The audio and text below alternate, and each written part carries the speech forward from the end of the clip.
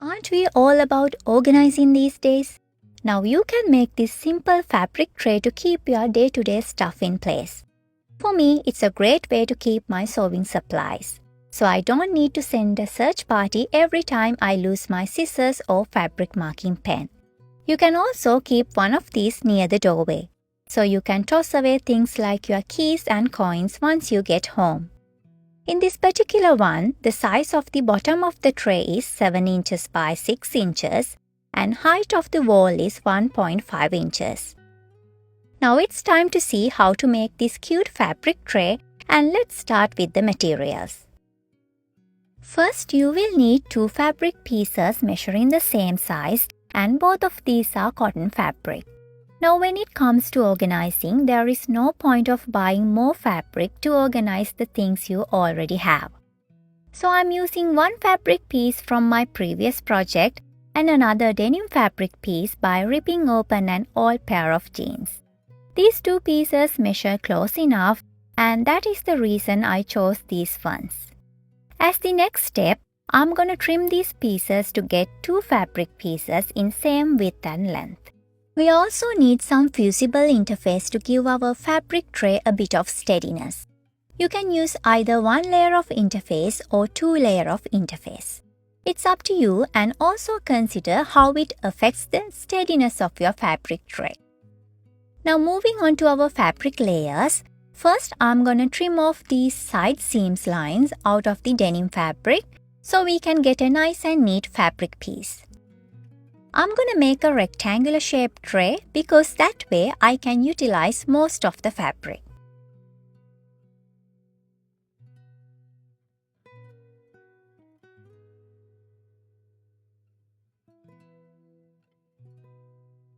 After the trim, the denim piece will be smaller fabric piece, and place the smaller piece on top of the larger piece so we can see clearly. Now start to trim both pieces into rectangles with the same size. When making these fabric trays, you can cut these into a shape of triangles, squares, or even pentagons, hexagons, and so on.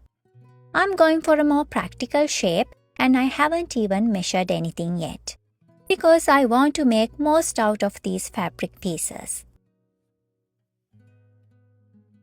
As I mentioned earlier, after cutting equally sized 2 fabric layers, cut the interfaces in the same size as well, and I'm using 2 interface layers here. Now let's see what the measurements are at the end, so you can get an idea. One side is almost 11 inches and the other side is about 10 inches in size. It doesn't have to be these same sizes. Make your own measurements as you please. Now it's time to fuse the interface to the fabric layers. Place the wrong side of the fabric facing the shiny side of the interface and press it using an iron to fuse them together.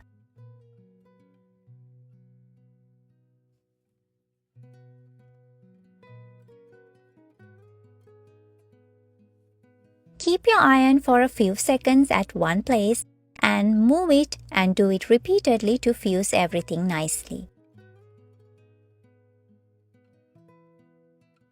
At this point, both the interfaces are fused, and if you see interface pieces not aligning with the fabric, trim those parts out.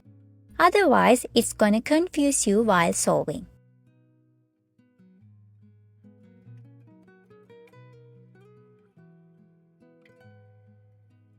Now moving on to the next step, place one fabric layer on top of the other fabric layer. The important thing is that the right sides of the 2 fabric layers have to face each other. Make sure they are aligning with each other and use a few pins or clips to hold them in place.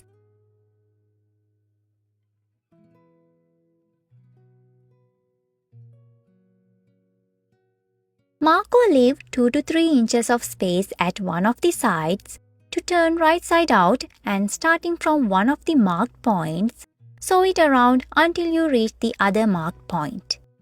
Personally, for the opening, I choose somewhere in the middle of one of the sides, and marking those 2 points reminds me when to stop. I'm leaving a 1/4 inch seam allowance here, and at this point you know the drill. Do a little backstitch at the beginning. Keep sewing, and when you reach the corners, raise the foot and pivot. Then lower the foot and keep sewing. If you are looking for a hobby and you also have a bit of money to spare, I strongly suggest you consider sewing. It won't be just a hobby. These kind of small projects give you something to actually use. I mean, everybody needs a tote bag, at least for a grocery shopping. Pillowcases, pillow covers, and picnic blankets for the summer. You wouldn't believe how easy it is to make those things until you give it a try. Hand sewing is an option if you don't have a sewing machine. Yes, it will take some time, but if it is a hobby, that won't be a problem. We have reached the other marked point and do a little backstitch at the end.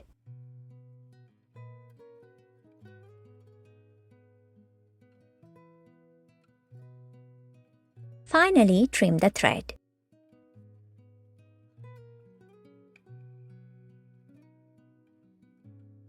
Now it's time to turn the right side out. But before that, we need to trim off all 4 corners to reduce the bulky parts. Trim those corners in a shape of triangles and make sure you are not damaging any of the stitches while doing so. After that, use the opening we left to turn the right side out. To be honest, this part is the most impatient part for me in this entire project. Since it has 2 interfaces, it becomes stiff and a little harder to turn right side out. What I do is I squish the entire thing and then try to turn right side out. That makes things a little easier.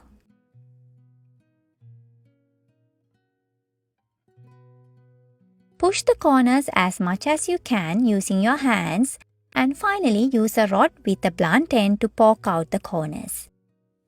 Now at the same time, don't poke it too hard. You'll damage the fabric. Press the opening we left by folding the seams inside, and now give it a good press so everything will be nice and flat without any wrinkles.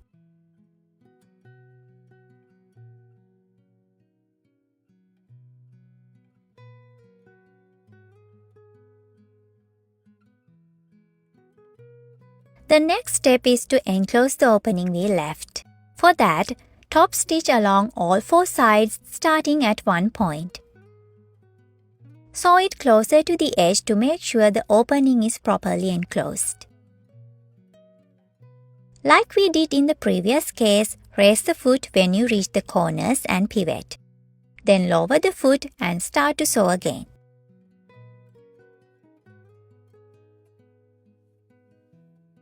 When you reach the starting point, do a little backstitch to end the sewing.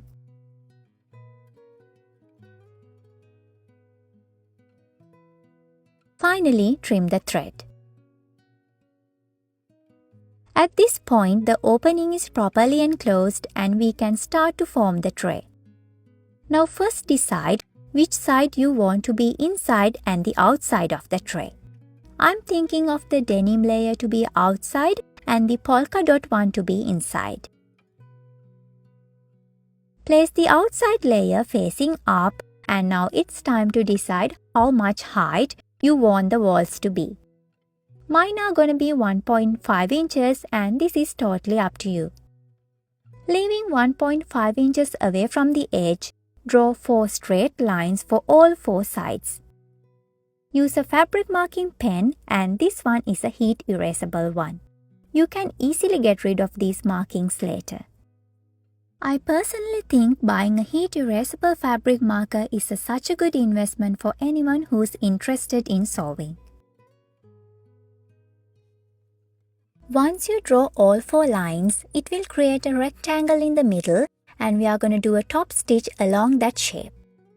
Additionally, I'm going to draw 2 diagonal lines inside of the rectangle and do a top stitch along those 2 lines as well. This will help to create a stable bottom to the fabric tray.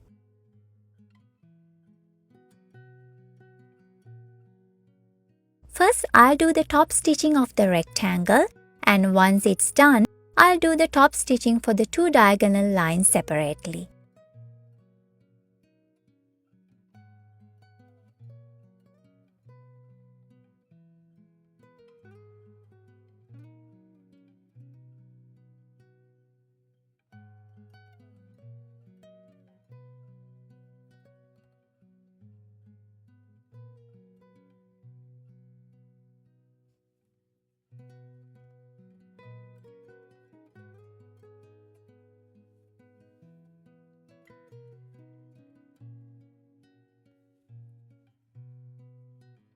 This is how everything looks at this point, a cross shape inside a box.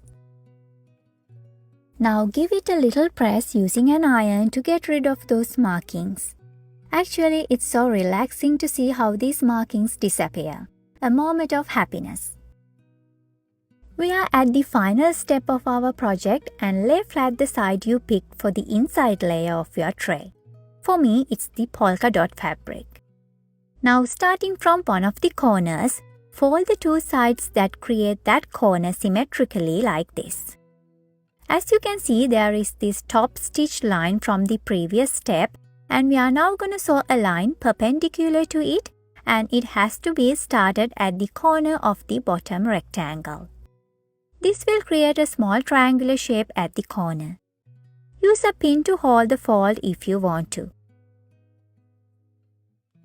At this point, I have to sew a total of 8 layers together, including the interfaces.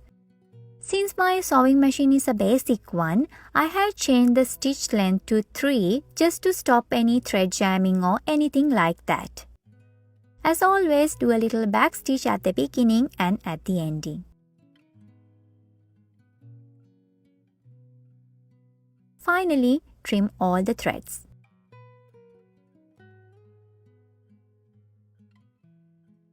Now remove the pin and let's unfold and see how it looks. One of the corners of our fabric tray is completed and I think it looks pretty stable. Now let's move on to the next corner. It's the same steps once again. Fold the 2 sides for that corner symmetrically and sew a straight line perpendicular to that side and starting from the corner of the bottom rectangle. Follow the same steps for the other 2 corners as well.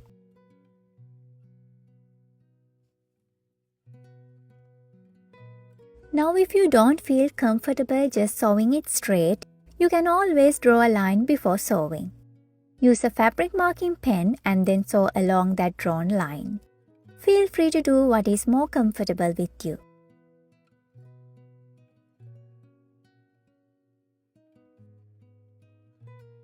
After completing all 4 corners, you get yourself a beautiful fabric tray with a wall of 1.5 inches on all 4 sides. You can leave this as it is or press all sides using your hands, or for a more professional look, give it a good press using an iron. A good press will always level up your products, and if you come this far, why skip that final step?